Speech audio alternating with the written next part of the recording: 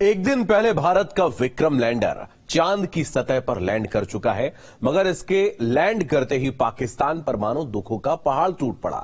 जो पाकिस्तानी कल तक आटा तेल जुटाने की बात करते थे, वो अचानक चंद्रयान चंद्रयान चिल्लाने लगे। मगर क्यों, आपको दिखाते हैं।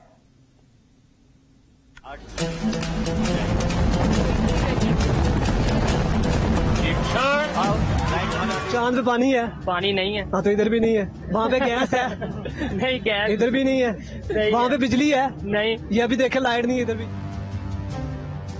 23 अगस्त 2023 की शाम। ये शाम हर हिंदुस्तानी को अपनी पूरी जिंदगी याद रहेगी, क्योंकि इस दिन भारत की अंतरिक्ष एजेंसी इसरो ने वो कर दिखाया था जो दुनिया के ताकतवर देश नहीं कर पाए। भारत के लिए ये इसलिए भी अहम है क्योंकि भारत वो पहला देश है जिसने चांद के उस हिस्से में कदम रखा जहां कोई पहुंच भी नहीं पाया। जिस वक्त हिंदुस्तान चांद पर अपना परचम लहरा रहा था, तब पूरे देश में जश्न मनाया जा रहा था। हर हिंदुस्तानी खुद पर गर्व महसूस कर रहा था। ठीक उसी वक्त पूरा पाकिस्तान अपने आप को कोस रहा था। कोस इसलिए रहा था कि वो पाकिस्तान में पैदा क्यों हो गया। कोस इसलिए रहा था कि उसने हिंदुस्तान में जन्म क्यों नहीं लिया। और कोस इसलिए भी रहा था कि भारत चांद पर जा चुका है और पाकिस्तान गड्ढे में जा रहा है। सबसे पहले आपको पाकिस्तानी मीडिया में चल रहे कुछ बयान सुनाते हैं, जिससे आपको पता चलेगा कि आखिर पाकिस्तान में भारत का चंद्रयान 3 क्यों वायरल है। वो तो पैसे लगा के जा रहे हैं ना। हम तो ऑलरेडी चांद पे रह रहे हैं, आपको नहीं पता? नहीं, मतलब कि हम कैसे, हम तो चांद पे नहीं रह रहे। अच्छा, मुझे बताया चांद पे क्या नहीं है जो इधर नहीं है, बताया मुझे। मतलब मैं समझा नहीं आपकी बात। चांद पे पानी है? पानी नहीं है। हाँ, तो इधर भी नहीं है। वहाँ पे गैस है? नहीं, गैस इधर भी नहीं है। वहाँ पे बिजली है? नहीं। ये अभी देखे लाइट नहीं है इधर भी। हाँ, इस टाइम इधर लाइट भी नहीं है। अच्छा, बिल्कुल, ये बड़ी हैरत वाली बात है। इस तरीके से तो फिर मैं ये भी कह सकता हूँ एक दिन पूरी दुनिया में पाकिस्तान का जो सा हुक्मरानी होगी, पाकिस्तान रूल करेगा। वो आप बताएं कैसे? वो इसलिए कि सारे दुनिया चांद पे पहुँच जानी है। ये इधर सारे पाकिस्तानी रह जाने हैं। ये पाकिस्तान का युवा है जो अपने हालात से समझौता कर चुका है। मगर पाकिस्तान में ये अकेले नहीं है। ये दूसरे भाई साहब तो इतने दुखी हैं कि पाकिस्तान से बोरिया बिस्तर समेटने की तैयारी कर रहे हैं। ऐसा टाइम आएगा आपकी जिंदगी में, हमारी जिंदगी में, कि हम भी मून पे पहुंचे, हम भी फखर से ये कहें कि भाई ये हमने इंसानियत के लिए, पाकिस्तान के लिए नहीं, इंसानियत के लिए टेक्नोलॉजी के अंदर ये हमने इन्वेंशन की है या रिसर्च की है या कुछ बेहतर अपना रोल प्ले किया है। देखिए, सबसे पहले तो मैं कोशिश कर रहा हूँ ठीक है कि मुझे कहीं का किसी यूरोपियन कंट्री का इमिग्रेशन मिल जाए। जिस दिन मेरा वो काम हो गया, मैं वहाँ उतर गया, मैं समझूंगा मैं चांद से भी ऊपर जन्नत में आ गया। चांद पे जाने का कैसे सोच सकते हैं हम भाई? बुनियादी सहूलियात नहीं है हमारे पास। बुनियादी हमारी जरूरियात हैं, जो बेसिक हमारे जो फंड जो राइट्स हैं वो हमें नहीं मिल रहे। हम चांद पे कैसे जाएंगे यार? जब से विक्रम लैंडर ने चांद की जमीन को छुआ है, पाकिस्तान के घर घर में खुद की बदहाली और भारत की खुशहाली की चर्चा हो रही है। युवा तो दुखी है ही, बड़े बुजुर्ग भी माथा पकड़ रहे हैं। जी, तो गाइस हमारे साथ एक अंकल मौजूद हैं जो कि अपने दिल की कुछ बातें करना चाह रहे हैं हमारे साथ। जी अंकल, क्या कहना चाहेंगे?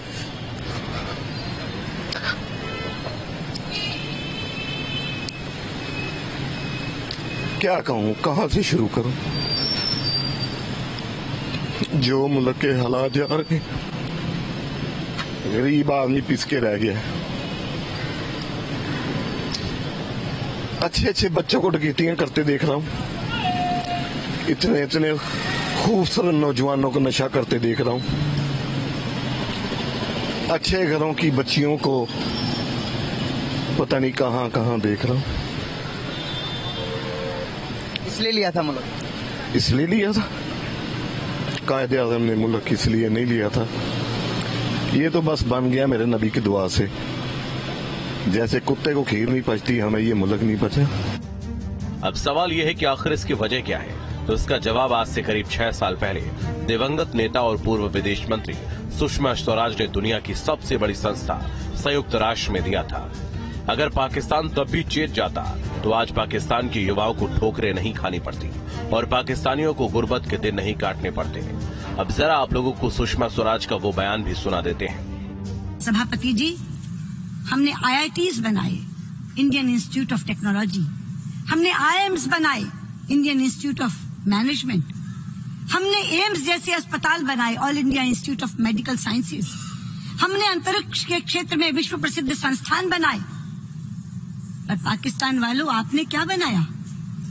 आपने लश्कर-ए-तैयबा बनाया, आपने जैश-ए-मोहम्मद बनाया, आपने हक्कानी नेटवर्क बनाया, आपने हिजबुल मुजाहिदीन बनाया, आपने आतंकवादी ठिकाने बनाए, आपने टेररिस्ट कैंप्स बनाए।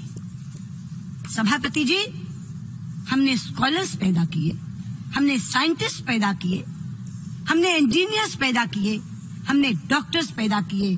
पाकिस्तान वालों, आपने क्या पैदा किया? आपने दहशतगर्द पैदा किए, आपने जिहादी पैदा किए। मगर सवाल सिर्फ तालीम का नहीं है, असल मसला है पाकिस्तानियों की सोच का। क्यों जिन युवाओं पर पाकिस्तान का भविष्य तय करने की जिम्मेदारी है, उनकी अक्ल घुटनों में नजर आती है। तभी तो कोई भारत के इस मिशन पर सवाल खड़े कर रहा है, तो कोई इसे गैर जरूरी बता रहा है। वैसे जो पाकिस्तानी आज भारत की बढ़ती कामयाबी पर पिचक रहे हैं, उन्हें ये भी पता होना चाहिए कि पाकिस्तान में भी भारत की तरह एक अंतरिक्ष एजेंसी है, जिसका नाम है सुपारको। वैसे इसके केवल नाम में ही सुपर शब्द है, काम इसने सुपारी चबाने से ज्यादा नहीं किया है।